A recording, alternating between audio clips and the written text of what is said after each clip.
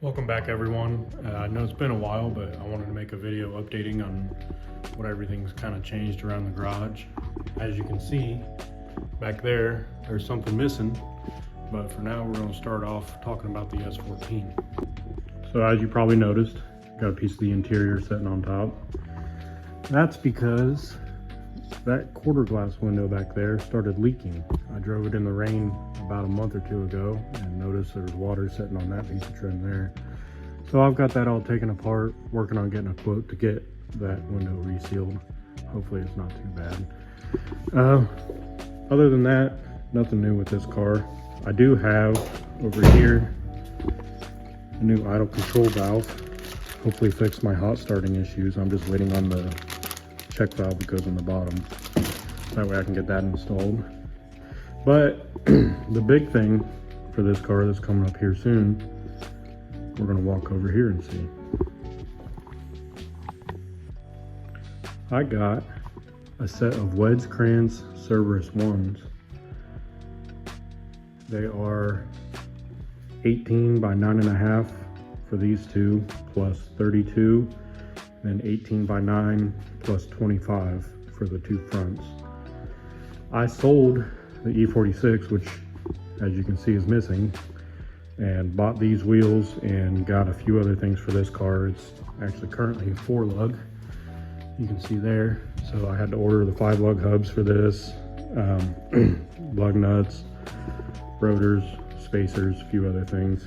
As soon as all that comes in, I'll be making a video installing the hubs and these wheels, and hopefully we'll get to see how good they look on the car. I decided to sell the E46 because it was really just sitting here. I wanted to drift it, kind of went back and forth on whether I was going to or not, and kind of decided not to, and then that just made it sit even more. So I decided there was a few things I wanted to do to the S14 and decided to sell that car and get some money together to get some stuff done to this car. I'll maybe get another E46 eventually, we'll see. But for now, this thing's gonna be my focus. There was one other thing coming up on it that I wanted to talk about though.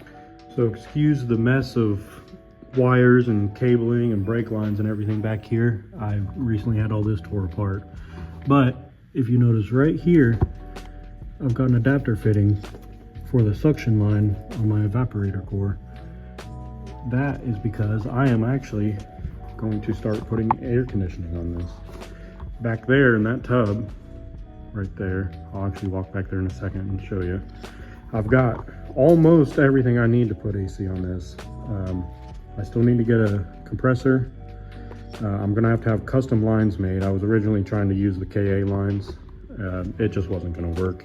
It was interfering with my downpipe. I was able to kind of squeeze it back behind there where it was still really close to that.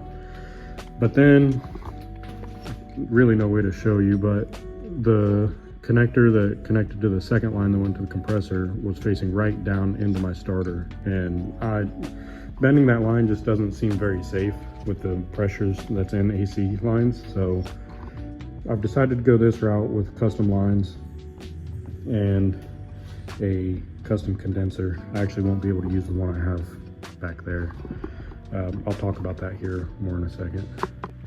So here's most of the AC parts. This is the stock S14 condenser. We've got the stock S14 dryer and lines, and then this is that line that I was talking about on the firewall. That's the part there that was hitting my starter. I've also got in here the lines off of I think 2000 or 2001 GS300, and the other line off the GS300. The rest of this is just stock 240 stuff. My plan was originally to cut the ends off of the stock 240 lines, cut the ends off the stock GS300 lines, weld all that together and hope that that was going to work, and obviously it wasn't. So now I'll put up on the screen, I've found a condenser with a built-in dryer that is almost the same exact dimensions as the stock 240 condenser. All I'll need to do is take the mounts off and somehow get them on the new one. And then I'm going to be doing the custom lines from a company called Cold Hose.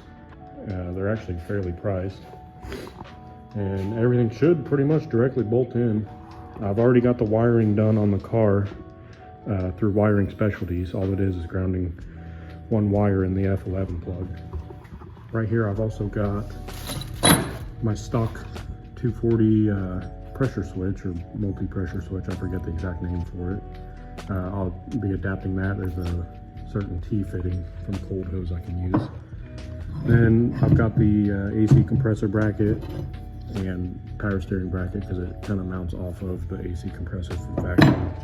Along with all the bolts, all those came off the same car that the GS300 lines came off of. Once I get the wheels on and get all that done, get that window resealed, then I'm going to start focusing on the AC on this thing. That's kind of the two big things on this car right now, that and that idle control valve. I'd really like to get my cold start and hot start issues on this thing fixed. Hopefully I don't have to get the intake air temp sensor for this as well, but I imagine I probably will. Other than that, I don't really have any other plans for this thing right now. Maybe a standalone. That's obviously going to be further down the road. We've got to get the wheels and the AC and everything else done on this thing first.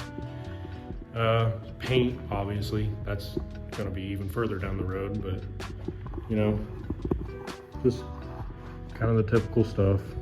We'll see what happens, but for sure, for now, those are going on the car. Hopefully within the next month, we'll see kind of whenever stuff starts showing up for this thing. And then the AC will be getting tackled right after those get on the car. So hopefully be able to pump out some more videos more regularly. But for now, that's all I've got today. Feel free to like, comment, and subscribe. Thank you.